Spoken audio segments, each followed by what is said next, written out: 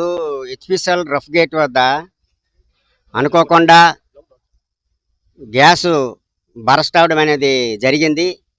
దానివల్ల ఇద్దరు అక్కడ ఉండేటువంటి కార్మికులకి ఇంజూర్ అయింది అనేటువంటిది తెలుస్తుంది. అది ఎవరు ఏంటనేది ఇంకా గోప్యంగానే ఉంది, అది మనకు తెలియట్లేదు. అయితే అక్కడ మనం కనుక్కున్న వివరాల ప్రకారం కానీ ఈ ప్లాంట్ రన్ అవుతుండగా అధికారులు అక్కడ ఉండేటువంటి సిబ్బంది కానీ లేకపోతే అక్కడ ఉండేటువంటి సైట్ ఇన్ఛార్జీలు కానీ వాళ్ళందరూ ఆ సమక్షంలోనే తప్ప అది రిలీజ్ చేయకూడదు. ఆల్రెడీగా షట్ డౌన్లో రన్నింగ్ అవుతున్నటువంటి ప్లాంట్ అది.